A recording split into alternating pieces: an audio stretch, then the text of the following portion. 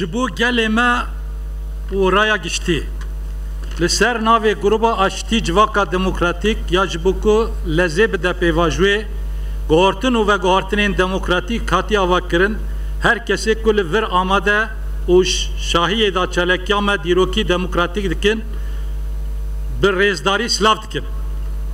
Em vek şervanen azadiye jenomer yenku dirokan cudada tevli pekeki boyu lehember politikayın inkar imha çekrakiri şer meşandi le cehen cuda tekoşin meşandi jibo bersif bidin banga rebere gele Kurt Abdullah Öcalan 19 Haziran 2020'dan iro hatına ver.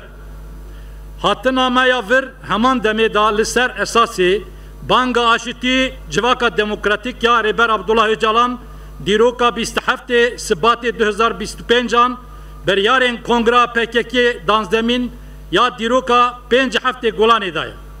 Jibo serkeftina pratik ya pevajui açtiya civaka demokratik vekya nişaneyeke niyata başu biryardari jibo ko tekoşina azadi demokrasi sosyalizma jivir şonda berebaza siyaseta demokratik hukuk bimeşinin ser esası derxistina kanunun entegrasyona demokratik em de huzur avada bi irada xoya azad çekin xwa imha dikin.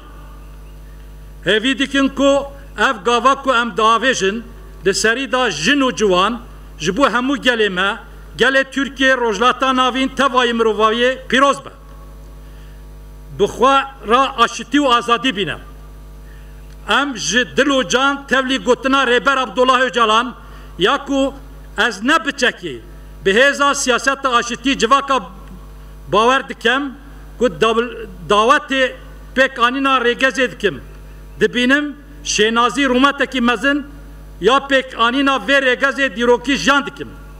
Em baş dizanin ku heta niha tut tişt bihesanî, bê berdel, bê tekoşîn pek nehat. Berwa jî wê her tişt rojane bi dayîna berdalên giran tekoşînekî bi xwîn û can hat destxistin. Bêguman ji vir şûnda ve tekoşîna dijwar hebe. Em vê rastiyê pir baş dizanin.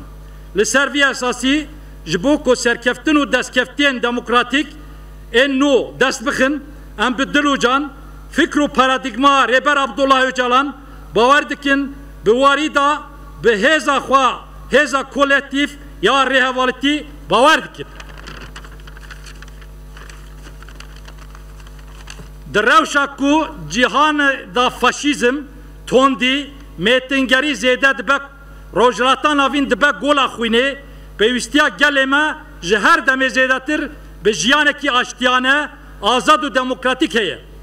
Em giringî rastî û lezgîniyê vê gava dîrokî da dibînin wê hîz dikin. Baweriya me ew e ku herkes jin û ciwan karker û ketkar hêzên sosyalîst demokratîk hemû gelê mirovahî ji nirxê vê gavê meya aştî û demokrasiyê bibînin, fam bikin, takdîr bikin. Li ser van bingehan em hemû hêzên heremê û cîhanê ên ku bûne sebebê êşa gelê me dawetî rêzgirtina mafên rewa û demokratîk yên neteweyî gelê me piştgiriya pêvajoya çareserî û aşitî demokratîk dikin.